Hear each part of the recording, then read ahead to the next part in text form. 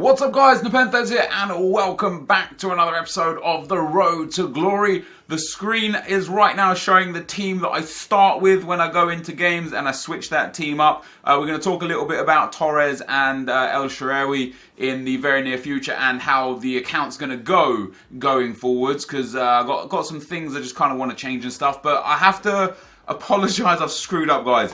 In anticipation for Foot Birthday and Foot Champs this weekend, I tried to get ahead on videos. You know, I made a couple of videos ahead on Road to Glory, so on and so forth. And what happens is I get so many files and folders on my computer, in my folder section, so many videos, because I do some other stuff afterwards to like clean the videos up. And I basically accidentally deleted and then permanently deleted my Elite Reward pack opening. So I apologise for that. Such a noob move. In the 100k pack I didn't get anything.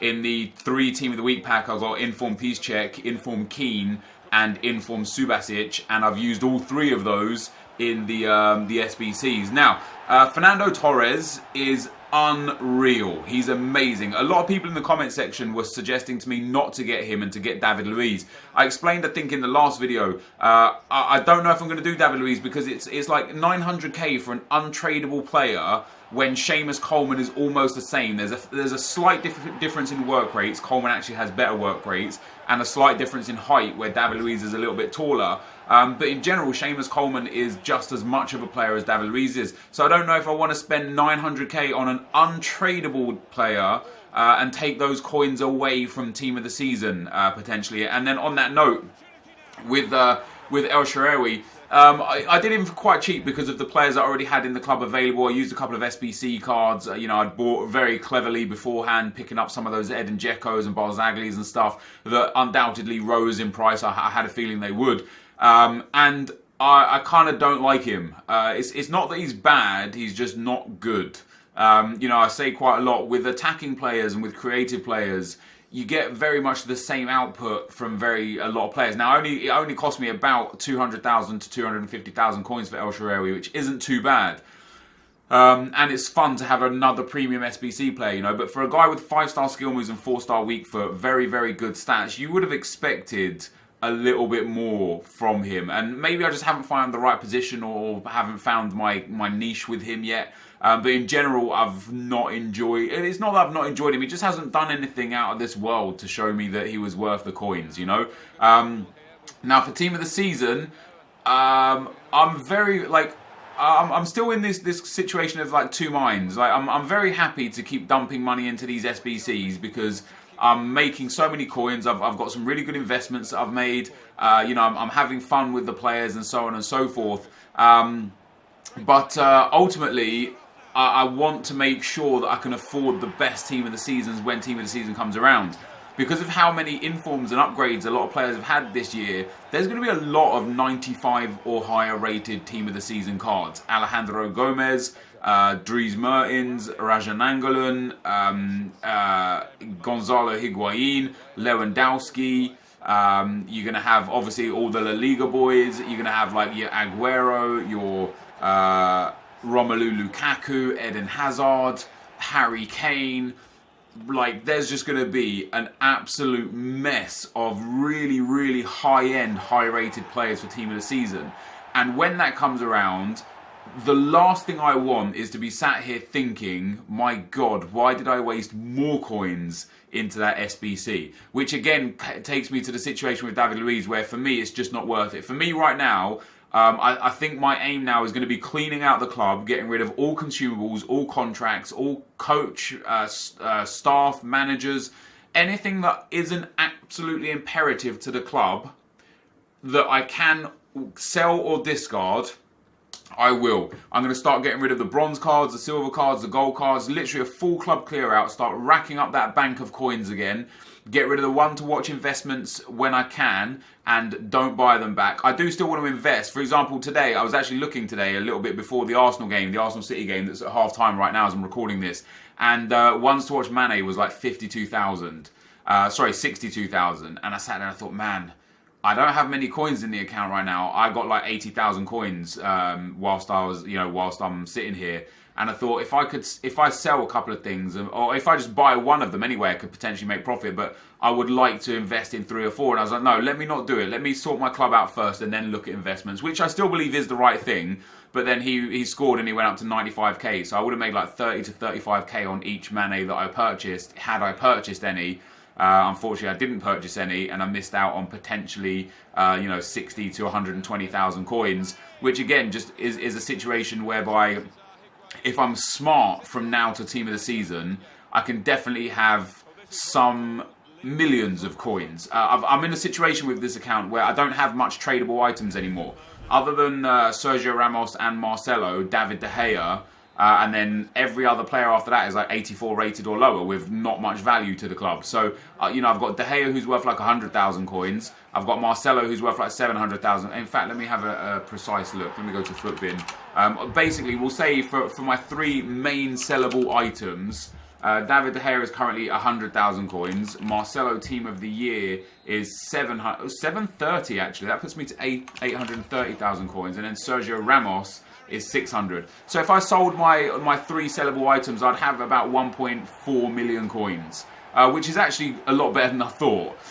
Especially given the fact that I've got 100,000 or so coins in the bag, and I've easily got another 400,000 to 500,000 coins worth of sellables in the club. I could still have a 2 million coin war chest, which is really good. I'm very tempted to change up the squad again. Get rid of Ramos, get rid of Marcelo. Not because I don't like them, because I actually think they've been very good players, but my whole point of using these low chem / off chem players was to enjoy the players that I've got in the club that I never really use. And interestingly, I went 9 wins and 1 loss in my first 10 games, as you're seeing here with this team. However, this team is actually 100 chem, and there's only like 3 players who aren't on full chem. The reason why I started changing the team up wasn't to get players like El Shaarawy or Fernando Torres in the team, although the Fernando Torres card is unbelievable. I thought Ibrahimovic was the best striker in the game, and as a more complete striker, I still think Ibrahimovic is a little bit better than Torres in some aspects because of the 4-star skill moves most notably, and because of the stamina levels. But Fernando Torres is so clinical. He just scores everything. I've never seen anything like it. He absolutely bangs everything in the back of the net. I've never had a positive goal to game ratio, even after 5 or 10 games with a striker. But I think after 17 games for me, I think Torres has like 25 goals and 11 assists or something. It's crazy. His output is ridiculous. But I've got enough untradables and informs and stuff now that I think I might sell up everything. And then for SBCs, we're actually in a situation now where, other than the odd player here or there, they're all typically super cheap because everybody does what I do, holds on to all the players. So when the SBCs come now, if you think back to like the first legend that we got, I can't remember who the first legend was, but all of the players, I think it was Del Piero, all of the Saudi League, not Saudi League, Aussie League players, all of like the Melbourne players or whichever one it was for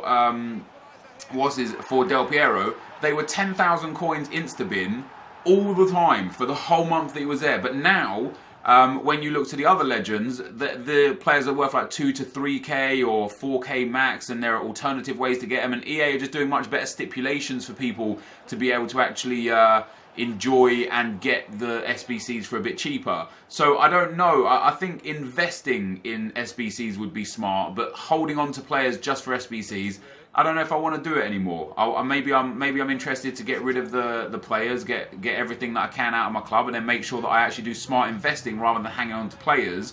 Like, for example, the ones to watch Sané. If I had 2 million coins in the bank, I could have gone and bought 10 of him, made 300,000 coins, boom, just like that. You know what I mean? Like, and of course, if he didn't score, I might potentially have lost coins, and that's the danger of investing. But so far throughout this year, I've actually been very accurate and very smart with the way I've been investing. And in fact, one of the reasons why I've still got more coins now than I thought I had, if I sold everything I've got, I'd have like 1.4 million, is because I made so much money off that player of the month, Lukaku. I ended up making 200k off of one of his cards, 50k off the Screamer card. I made like 30k off the Benteke card. All the 84 rated cards that I bought for 1.9k, I sold them for 4k. I made about Probably had about 60 of those, so I made about 120,000 coins off of those. Like, I made a lot of coins, you know what I mean? A lot of good, easy coins, and the opportunities are still there. I know Team of the Season is still relatively far away. We're looking at like 6 to 8 weeks, and we don't know what EA are going to do. But in the off chance that EA cancel Ultimate FUT Champs, I want to make sure I've got coins, and I want to talk briefly about FUT Champs' future. I was talking to Bateson and Marshall about this the other day, and there's a couple of things that are intriguing. First and foremost, last year they ddid the Footies and the Team of the Season tournaments where you had to play to earn a card. This year, of course, they could just do it as an SBC instead. You know, a Team of the Season SBC, you know, like let's say like last year they gave us that Castro card, which was very good. I actually really enjoyed it. I got over 100 goals with him. Let's say they do that again. They might just do it as an SBC this time where you have to, you know, create a full La Liga team with one Team of the Season card and boom, you get yourself a Team of the Season, like, whatever player. But the problem is, after the main leagues have finished their seasons in the next 4 to 6 weeks, there are usually not enough gold cards to fill up a premium Team of the Week pack, which currently the top 100 get, where you get 11 gold informs guaranteed. So if that's the case, there's a few ways it could go. Number one, EA could end FUT Champions after this current upcoming month. And the reason for that would be, is that this is now the last qualifying month. So after that, there's no reason for FUT Champions because everyone that can qualify has qualified. So why would they potentially keep it up? Whereas in replace to that, what they could do is instead of Weekend League, they could start doing basically daily knockouts, but instead of daily knockouts, maybe a week, like daily knockouts like normal, or just change the tournament specification. So instead of winning, because right now, if you look at the daily knockouts, it shows you the prize, and the prize is 2,000 coins, a gold pack or an all players pack or whatever, and Weekend League qualification. So going forwards, if they stop the Weekend League, they could still have that FUT Champions section, but instead of having weekend qualification as the reward, they could have just remove that and put in a player or a pack. And so if they cancel FUT Champions next month, if next month was just typically the last month, then they could just start using the daily knockouts to give us good tournament rewards, you know what I mean? And I think that would be a smart way to do it, because then, again, they could get people to play for Footies cards, to play for Team of the Season cards, rather than doing them through SBCs. And I think that would be quite intriguing, and it'd be interesting to see if they do that. The other alternative is they replace the Premium and Ultimate Team of the Week packs for Premium and Ultimate Team of the Season packs. I'm not overly sure that this will happen, just because, like, let's say the BPL Team of the Season comes out and top 100 get 11 of those. That's going to be a lot of the, like I said, they're going to be so many high-rated packs. And what will happen is most people would probably save their Team of the Season packs until all of the best Team of the Seasons are in packs. And then all of a sudden, you've got loads of people opening loads and loads of guaranteed Team of the Season packs with only the best ones in there. For example, I know for sure if I got Elite 3 or 4 times in the 6-7 weeks of Team of the Season, I'd save all those packs until they released all the best ones at once, because then I know I'd get 12 to 15 incredible Team of the Season cards. So I personally can't see them doing that unless they did it specific to a league. So, like, let's say, you know how like now you can get like the Team of the Week 27 untradeable pack. They might do it so like if you finish Elite now, you get a Premium Team of the Season Week 2 pack, and so you can, no matter when you open it, you only get the informs from that week's Team of the Season. That would be an interesting way to do it, but I don't necessarily think that they're going to do that. And it will also be interesting as well then with how they do the monthly rewards, because the same situation would apply. Nobody would really bust their gut for 4 weekends, playing 40 games a weekend to get, you know, the 97 wins needed to get Elite for the month, to get 12 players that are just going to be literally like garbage because there are barely 12 informs that are gold. There might not even be 12 gold informs available. So for weekly and monthly rewards, the end of the season poses huge problems for how the rewards are given out in FUT Champs. And so for me, the logical thing would be for EA to say, okay, let's end FUT Champs.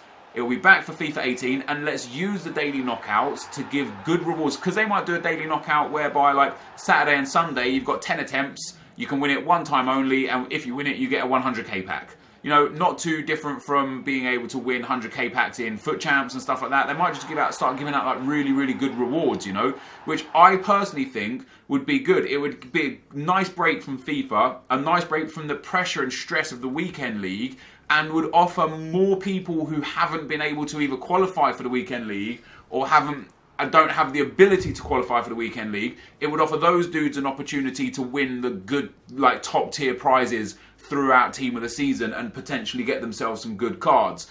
So be interested to know your thoughts on what I think on that, guys, and how you think EA might handle it, or if you know for a fact one way or another that they will be ending FUT Champs or they won't be ending FUT Champs. It'd be very interesting to get your guys' opinions, thoughts and feedback. For now, guys, as you can see, I am indeed 9 wins, 1 loss after 10 games. Let's get into the lives. So, guys, 10 games in now with this team, and we are 9-1. I believe there was only 7 games this episode. What I'm going to do is I'm going to do an 82 upgrade SBC, I think, before we get out of here. But I just want to talk about the team, the account, where we're at for monthly, weekly, what's going to go on the rest of this week. It's already Saturday at 5 PM when I'm recording this, and I've only played 10 games on this account and haven't played any games on my pack account. And the whole idea for me for this weekend was just to have a leisurely weekend. I only need 7 wins on the other account to get gold for the month, and I only needed 13 wins on this account to get elite for the month. So the fact that I'm 9-1 means that I can do it no problem. I don't know where I'm going to end this week on this account. I'm just going to, as I say, I'm just going to play leisurely. If I get through 25 games or 30 games, then so be it. But I'm having so much fun playing with this team that I actually want to play FIFA. I want to play Weekend League. It's not a situation where, like, last few weeks where I've been like, oh god, the Weekend League chore is here again. I'm like, yeah, I'm enjoying bringing on players like Al Sommer and Samuel Eto'o and Jonas and Lacazette, Giovinco. Like, I initially went for the low chem team to fit players like Lacazette and Jonas in.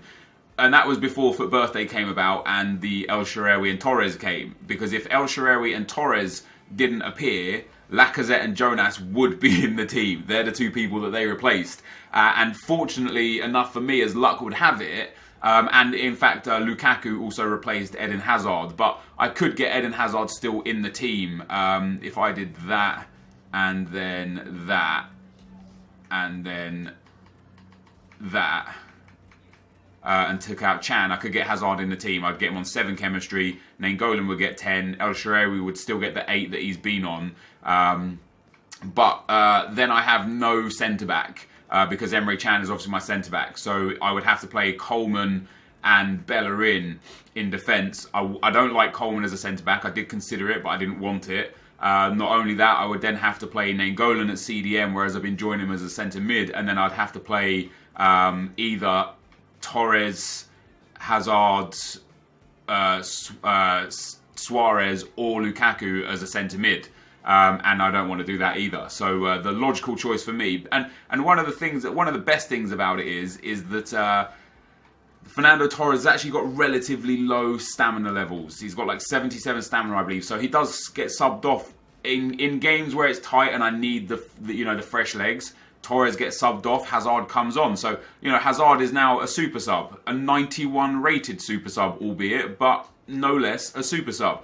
Am I sad that I'm no longer using players that I've invested not just a lot of time in, but also a lot of coins in? Not really. And the reason why is because I'm enjoying FIFA now more than ever. I hit a period before where I was playing players in the team because of how much time and how much money I'd spent on them. And that's why I started not enjoying this game. When I kind of felt like I was forced to use the team that I was using, it just lost all enjoyment for me. I've enjoyed experimenting through the years. Yep, okay, literally all bar 3-4 of these players on my team, all of them are untradeable. So come team of the season, it's going to be quite difficult to be able to fund buying amazing players to fit in the team. But with that being said, I don't care. I don't care. I'm so happy with the team that I've got. Let's talk about the new setup. So Lukaku does actually play striker for me. He's not been overly impressive. I'm not going to lie. One of the reasons why, remember when I packed his 86 or 87, and I tried him and I liked him in Division 1, and then I played with him in FUT Champs and I didn't like him, so I sold him. It's that kind of thing again. I don't quite get why I'm not enjoying him. It might well be because of the medium work rates. He might well be better suited as a centre midfielder. He's got really good height, decent work rates, 4-star weak foot, good pace, good dribbling, good passing, and good physical. Like, he might be a good centre midfielder. Emre Can at centre back is brilliant. Absolutely love him at centre back. I'm very tempted to upgrade back to his 85 rated card just to get that extra boost in stats, you know, because he's on 8 chem. The extra little boost in pace and defending that I get off the 85 might be worth the upgrade. Seamus Coleman is one of the best CDMs I've ever seen. People are urging me to get David Luiz for this account. I don't want him. Seamus Coleman has the same pace, the same shooting, the same dribbling, and then a little less passing, defending, and physical. Has better work rates for a CDM. David Luiz high, medium. Seamus Coleman high, and is marginally shorter. The 5'10" of Coleman versus the 6'1" or 6'2" of David Luiz. So, you know, there's pros and cons for the pair of them. But for me to then invest 800,000 to 900,000 coins into another untradeable player who's going to take the place of a player that I'm thoroughly enjoying, I just don't think I'm going to do it. That takes us to the other boys. Luis Suarez, I absolutely love.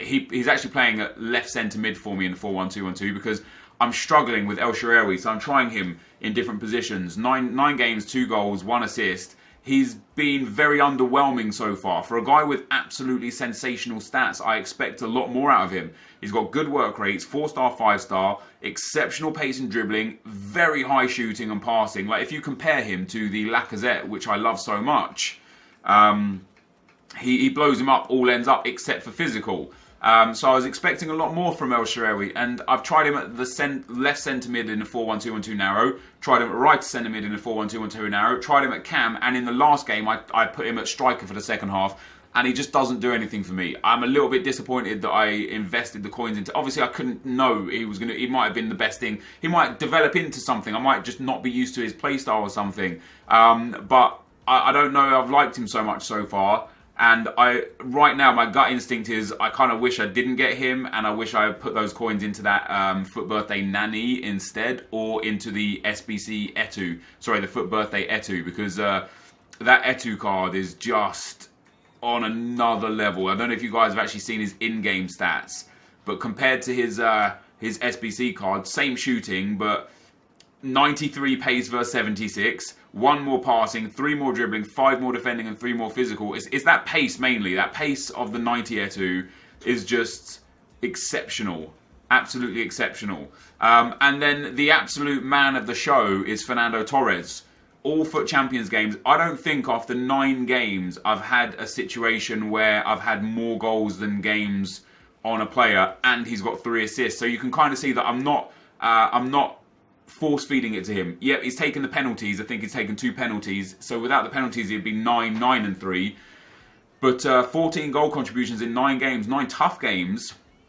I'm very, very happy with Fernando Torres. I find him to be a phenomenal player. Like, when I compare him to Ibra, and if you actually look at Ibra's stats, I think they're very similar.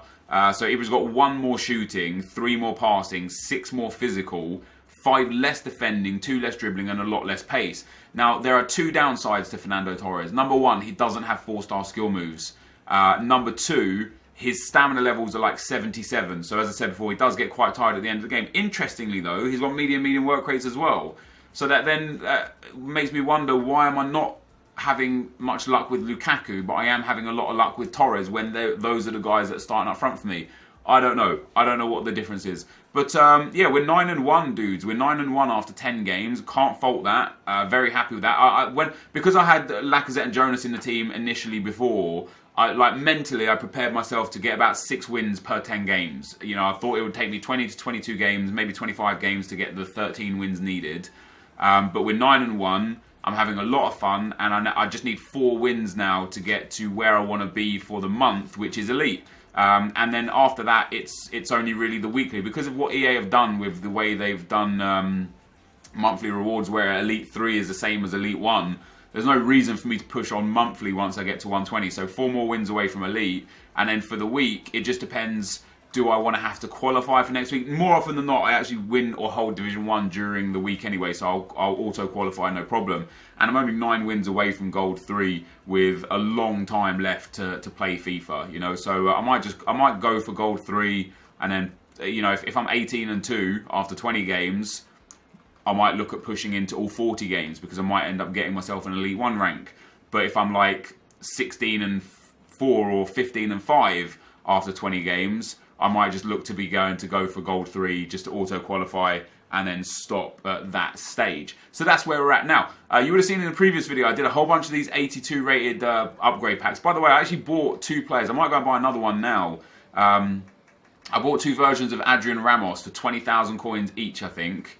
He's now above 20,000 already. Looks like he's about 23, maybe 24k. And the reason why I bought him is because with all of these special cards coming out, and the fact that EA are also... let me do that. The fact that EA are also... he's not fresh, is he? That's why he's got no bid on him. Genuinely why he's got no bid on him. Yeah, also the fact that EA are giving us the daily SBCs that will ultimately result in a lot of people getting a 125k untradeable pack for free.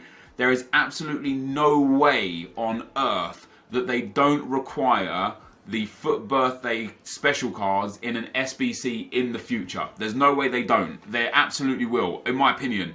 So every time there's like a huge kind of like flurry of these people packed, like if they release at 6 PM tonight lightning rounds, that Adrian Ramos, you can probably bet your bottom dollar that he'll come down to about 16, 17k, and I will be going and picking up a fair few of him. Because even if in 3 or 4 weeks they're not worth, you know, they haven't used it or they don't look like they're using these things in an SBC, I'll have 3, 4, 5, maybe 6 special Adrian Ramoses with no stats on them.